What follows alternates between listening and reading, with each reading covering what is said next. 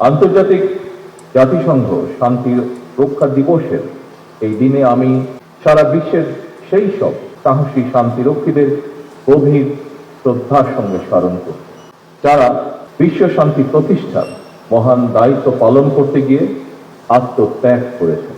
জাতিসংঘ শান্তিরক্ষা বাহিনীর সদস্য হিসাবে দায়িত্ব পালন করতে গিয়ে 1988 সাল থেকে এ পর্যন্ত বাংলাদেশের 175 জন শান্তিরক্ষী শহীদ হয়েছেন, আহত হয়েছেন অনেকে। আমি আল্লাহর দরবারে তাদের মাগফিরাত কামনা করছি। হতাহতদের শোক সন্তপ্ত পরিবারের প্রতি জানাই গভীর সহানুভূতি এবং সমবেদনা। জাতিসংঘ শান্তিরক্ষী বাহিনীর দায়িত্ব পালন করতে গিয়ে এবছর যারা শহীদ হয়েছেন, আহত হয়েছেন, আজকের এই বিশেষ দিনে তাদের পরিবারকে সম্মাননা জানাই। আমি আমার বিশ্বাস থেকে একটি কথা বলতে চাই, শুধু বাংলাদেশের জন্য নয়, জাতিসংঘ শান্তিরক্ষী বাহিনীর সদস্য হিসাবে শহীদদের এই আত্মদান যুদ্ধ বিরোধী শান্তিকামী মানুষের জন্য এক উজ্জ্বল দৃষ্টান্ত হয়ে থাকবে ইনশাআল্লাহ। তাদের এই আত্মত্যাগ প্রমাণ করে শুধু মাতৃভূমির স্বাধীনতা সার্বভৌমত্বই নয়, বরং জাতিসংঘের পতাকা তলে শান্তিরক্ষা বাহিনীর সদস্যরা বিশ্বের যে কোনো প্রান্তে যে কোনো মূল্যে শান্তি রক্ষায় বদ্ধপরিকর। উপস্থিত সুধীবৃন্দ, আমাদের শান্তিরক্ষীরা বিশ্বমঞ্চে যে গৌরব ও কৃতিত্ব অর্জন করেছেন, এটা কিন্তু খুব সহজ ছিল না। তাদেরকে শত প্রতিকূলতা, সীমাবদ্ধতা এবং কঠিন চ্যালেঞ্জের মধ্যে দিয়ে এই মহান ও মানবিক দায়িত্ব পালন করতে।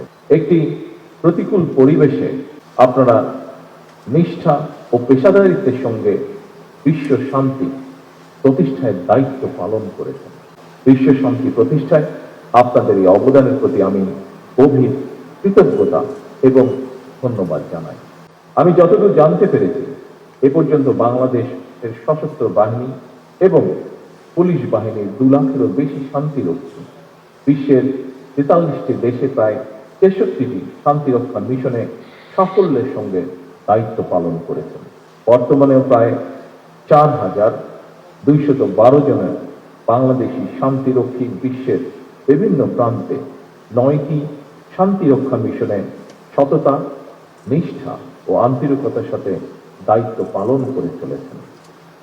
হাইতিতে নতুন একটি মিশনে যোগ দেওয়ার প্রস্তুতিও চলছে। পাশাপাশি জাতিসংঘ শান্তিরক্ষা বাহিনীতে পুরুষের পাশাপাশি বাংলাদেশ সশস্ত্র বাহিনী এবং পুলিশের প্রায় 11% নারী সদস্য সাহসের সঙ্গে যুদ্ধ বিধ্বস্ত এলাকায় শান্তি প্রতিষ্ঠায় সক্রিয়ভাবে দায়িত্ব পালন করছেন। আমি বিশ্বাস করি জাতিসংঘের শান্তিরক্ষা বাহিনীতে নারী সদস্যদের সক্রিয় অংশগ্রহণ অবশ্যই এক নতুন মাত্রা যোগ করেছে। আগামী দিনগুলোতেও নারী সদস্যদের অংশগ্রহণ অব্যাহত থাকবে বলে আমি দৃঢ়ভাবে বিশ্বাস করি।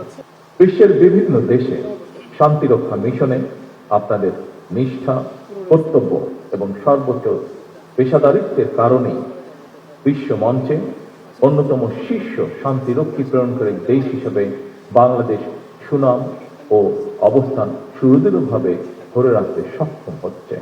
বিশ্ব শান্তি প্রতিষ্ঠায় এটি আপনাদের সাহস এবং গভীর দায়িত্ববোধের প্রতিফলন বলেই আমি দৃঢ়ভাবে বিশ্বাস করি। বিশ্ব শান্তি রক্ষায় আমাদের এই গৌরবের ইতিহাস একদিনে অবশ্যই রচিত হয়নি। প্রায় 4 দশক ধরে আন্তর্জাতিক পরিমণ্ডলে বাংলাদেশ সশস্ত্র বাহিনী একটি আস্থা এবং নির্ভরতার নাম। উপস্থিত সুধীবৃন্দ, এবার আমি বিশেষ করে সশস্ত্র বাহিনীর দৃষ্টি আকর্ষণ করে একটি কথা উল্লেখ করতে চাই। একটি দেশের সশস্ত্র বাহিনী দেশের স্বাধীনতা, সম্মান এবং সাহসের প্রতীক। বাংলাদেশের জন্মযুদ্ধে সেনাবাহিনীর ভূমিকা ছিল ঐতিহাসিক। সেনাবাহিনীর একজন মেজর বাংলাদেশের স্বাধীনতা ঘোষণা করেছিলেন। আমি বিশ্বাস করি এই গৌরব এবং অহংকার অবশ্যই আমাদের সশস্ত্র বাহিনীর জন্য অনন্ত প্রেরণার উৎস। সুতরাং এই গৌরব যেন কোনোভাবেই ম্লান না হয়, সেটি রক্ষা করা অবশ্যই সশস্ত্র বাহিনীর কর্তব্য। জাতিসংঘের আন্তর্জাতিক শান্তিরক্ষী বাহিনীর সদস্য হিসাবে রাজনৈতিক অঙ্গনে বাংলাদেশের সশস্ত্র বাহিনীর ভূমিকা সুখ্যাতি পেয়েছে। তবে বিভিন্ন সময় বিভিন্ন প্রেক্ষাপটে দেশের সশস্ত্র বাহিনী কিংবা সশস্ত্র বাহিনীকে নিয়ে কিছু অপতৎপরতা কখনো কখনো জনমনে বিভ্রান্তি সৃষ্টির কারণ হয়েছে। দেশে বিদেশে সশস্ত্র বাহিনীর ইমেজ বিনষ্ট করতে নানা রকম তৎপরতাও আমরা লক্ষ্য করেছি। সমস্ত ষড়যন্ত্র মোকাবেলা করে 1975-এর 7ই নভেম্বর স্বাধীনতার ঘোষকের নেতৃত্বে সেনাবাহিনী ঐক্যবদ্ধভাবে ঘুরে দাঁড়িয়েছিল। এরপরও বিভিন্ন সময় নানা রকম ঘটনায় সশস্ত্র বাহিনীর ঐক্য বিনষ্টের তৎপরতা চললেও 2009 সালের ফেব্রুয়ারি মাসে সশস্ত্র বাহিনীর উপরে সর্বগ্রাসী আঘাতটি এসেছিল। সেই আঘাতটির ফলে বাংলাদেশে কি ঘটেছিল সেটি এখানে উপস্থিত আমাদের সকলের জানা। সুতরাং ইউনিফর্মধারী বাহিনীর জন্য প্রধান বার্তাটি হল প্রফেশনালিজম, ইউনিটি, ডিসিপ্লিন এবং চেইন অফ কমান্ড ছাড়া সম্মান এবং মর্যাদার সঙ্গে টিকে থাকা কঠিন।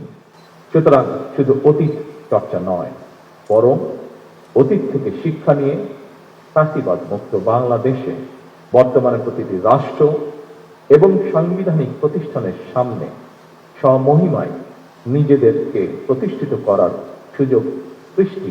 যারা সশস্ত্র বাহিনীর দায়িত্ব পালন করছেন অথবা সরকারি কিংবা প্রশাসনে, জনপ্রশাসনে বিভিন্ন জায়গায় দায়িত্ব পালন করছেন, আমরা সবাই বাংলাদেশের নাগরিক। এই দেশটা আমাদের সবার। আমরা দেশে কিংবা বিদেশে যেখানেই যে দায়িত্বই পালন করি না কেন, সেই দায়িত্বটি যথাযথভাবে পালন করাই হোক আজকে এই দিনে আমাদের অঙ্গীকার। উপস্থিত প্রতিমণ্ডলী, বর্তমান বিশ্ব এক জটিল পরিস্থিতির ভেতর দিয়ে যাচ্ছে। পরিবর্তিত ভূ রাজনৈতিক সমীকরণ এবং প্রযুক্তির দ্রুত বিবর্তনের ফলে জাতিসংঘ শান্তিরক্ষা মিশনের চ্যালেঞ্জগুলো এখন অনেক বেশি বহুমুখী এবং ঝুঁকিপূর্ণ হয়ে উঠছে। প্রথাগত যুদ্ধের পাশাপাশি এখন সাইবার যুদ্ধ, কৃত্রিম বুদ্ধিমত্তার অপব্যবহার, মিডিয়া অপপ্রচার এবং জলবায়ু পরিবর্তনের ফলে সৃষ্ট নিরাপত্তা সংকট বিশ্ব শান্তির নতুন অন্তরায়। তাই আমাদের ভবিষ্যতের মিশনগুলো হতে হবে আরো আধুনিক, দূরদর্শী এবং প্রযুক্তি নির্ভর।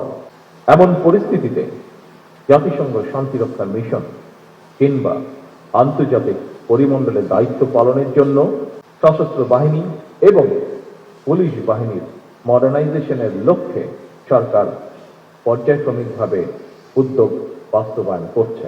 বাংলাদেশে সবসময় স্বাধীনতা, সার্বভৌমত্ব এবং পারস্পরিক রাষ্ট্রীয় মর্যাদার নীতিতে বিশ্বাস করে। আমাদের সংবিধানে বিশ্ব শান্তি, আন্তর্জাতিক সহ অবস্থান এবং ন্যায় বিচারের প্রতি যে অঙ্গীকার ব্যক্ত করা হয়েছে, আমরা তা বজায় রাখতে দৃঢ় প্রতিজ্ঞ। একটি স্বাধীন ও আত্মমর্যাশীল জাতি হিসাবে রাজনৈতিক অঙ্গনে সবসময় শান্তি, বৈশ্বিক স্থিতিশীলতা এবং মানবতার পক্ষে বাংলাদেশের অবস্থান চিরদৃঢ় থাকবে ইনশাআল্লাহ। বাংলাদেশ যে কোনো আগ্রাসন ও সংঘাতের বিরুদ্ধে একটি নিরাপদ ও শান্তিপূর্ণ পৃথিবী গড়ে তুলতে বহুপাক্ষিক, কূটনৈতিক ও জাতিসংঘ সনদের প্রতি সম্পূর্ণ শ্রদ্ধাশীল। I highly appreciate the foreign diplomats and delegates present here, including UN resident coordinator in Bangladesh, and thank them for their continued support for peacekeeping efforts around the world. উপস্থিত সশস্ত্র বাহিনী অফিসার এবং সৈনিক বৃন্দ, বাংলাদেশের শান্তিরক্ষীরা তাদের আন্তরিকতা, কর্তব্যবোধ এবং পেশাদারিত্বের গৌরবোজ্জ্বল দৃষ্টান্ত বিশ্বমঞ্চে প্রতিষ্ঠিত করেছে। শান্তিরক্ষা মিশনের প্রতিটি সদস্য বিশ্বের বিভিন্ন প্রান্তে বাংলাদেশের প্রতিনিধি, দেশের মান সম্মানের বাহক।